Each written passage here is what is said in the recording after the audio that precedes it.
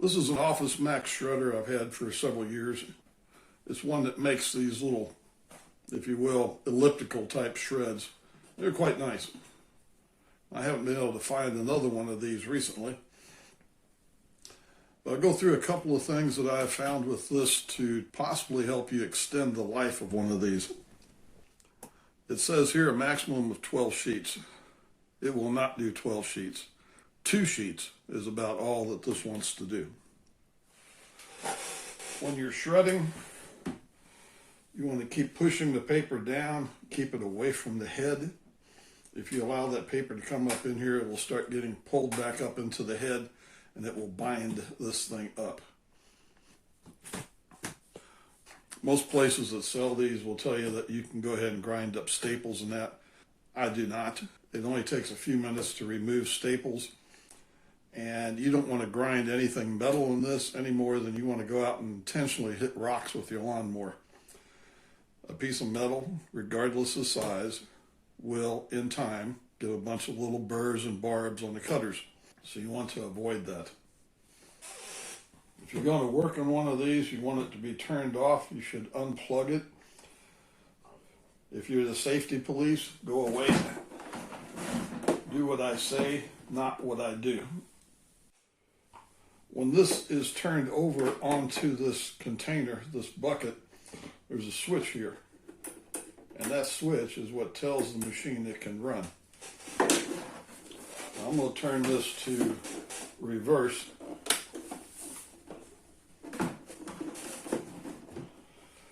And then this will run anytime I touch this.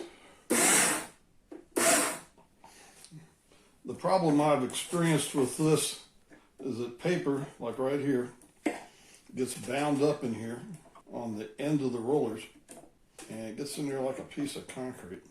You can go in there with a pair of pliers and try to pull some of that out of there. Now this here is a problem. And when this is running, you can hear this going roar, roar, roar. And that's basically every time this chunk that's mired in here comes around and hits the opposite side. You can see these cutter blades go back and forth, and that's what makes those little elliptical or wedge-shaped shreds. This can get in here really tight, and you can get hold of this a little at a time and try to pull it out of there. Now this is cooperating. Usually it does not. And then make sure your hands are clear, and you can advance that a little bit and try to get some more of that to come out of there.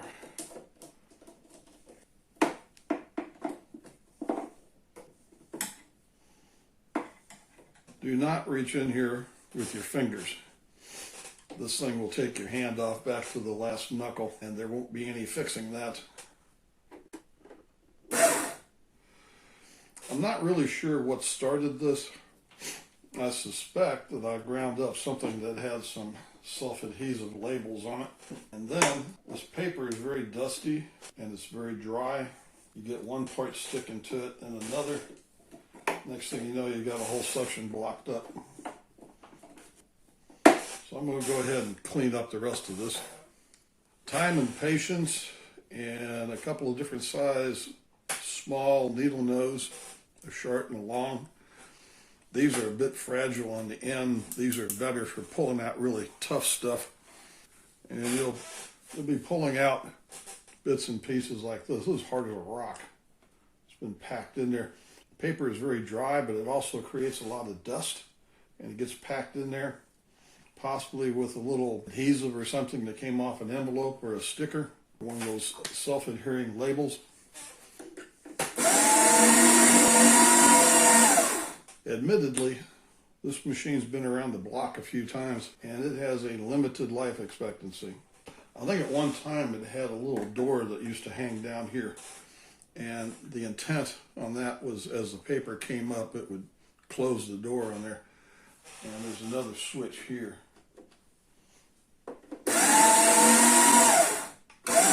Yeah, that was a problem and it was removed. At the office supply places where you can buy these, they sell these lubricating sheets that you can run through here that's supposed to lubricate your shredder. WD-40, I put just a coat on there before I start shredding. This is not a good lubricant, but it is pretty good to help get some of this stuff loosened up.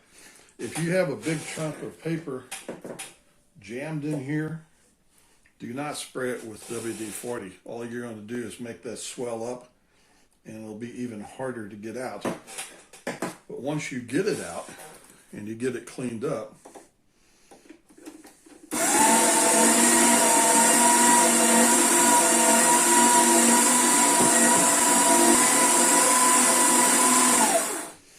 spray the WD-40 on there and let it run for a while, and then get back to shredding.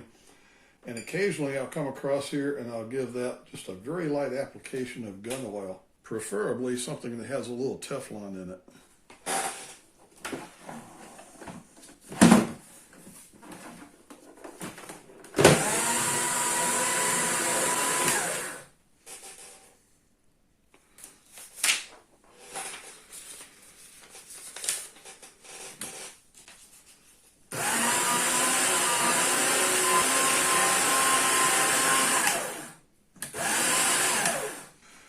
Okay, that's running pretty well. That's running nice and free. This thing is on borrowed time. All I'm doing is trying to make it last a little longer. These are not that cheap. I hate throwing stuff away if I can fix it again. Because this is taken to packing paper real tight on the ends of these shredders, I no longer feed the paper in full width. I just take the paper,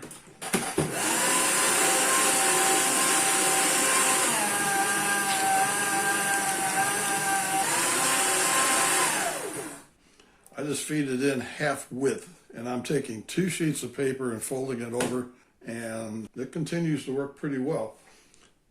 None of these, at least none that I have seen, have a cooling motor in it, so you can only run it for a little while, maybe 10 minutes, 15 minutes, doing constant shredding, and then this thing will get hot.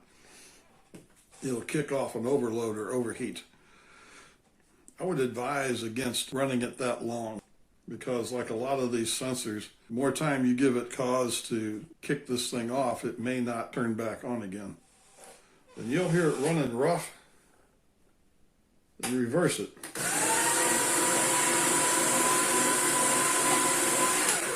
Let it run backwards for a while, and you'll hear that mechanism free up, and you'll be good to go again. In the last couple of days, I have been shredding with 2 shredders. I've been shredding about 25 reams of paper. That is a lot of shredding. And paper is dry and it's dusty, and it will pack these things up. So it does require a certain amount of maintenance. I bought this shredder about 4 days ago. This is from Staples. It's a Fellows brand. It's supposed to be a heavy-duty shredder. Again, it says 12 sheets maximum. 2 or 3 sheets is about all you want to put through this. And again, you need to, this stuff will stack up. This is a smaller container than the other shredder, and this is putting out rectangular shreds. It will come up here and it will get tangled up in this head, and then you're going to have it kick out an overload. So you need to open this up after every 20 sheets or so, push it down, and pay attention to what's going on inside. This one does not easily come off of here. After you've been shredding for a while, if you lay this thing down, you'll see a bunch of paper sticking out of here. Do not reach up in there with your hands and try to pull that out of there. Preferably with an empty bucket. Turn it on. And this thing has a power switch back here and a selector switch for either shredding, which that's the power symbol, or reversing. If you see a bunch of paper jammed up in that header and you go to reverse it, it's going to bind up, and this is probably going to kick off or turn red. Just take a piece of paper and just stick it in there far enough to where it will run, but the paper will not touch the shredder. And let it run. And then you'll hear that it frees up.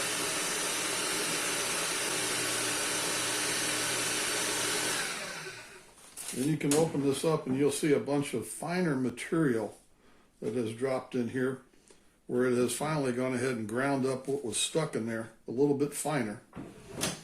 And now you can reverse it.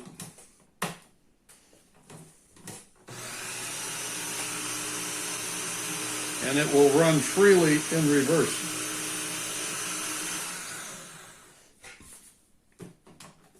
So just every once in a while, make sure all the paper is out of the way of this thing. Let it run.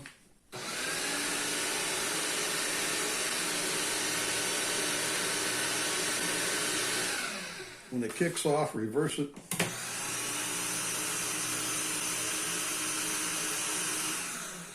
And that'll clear that cutter head.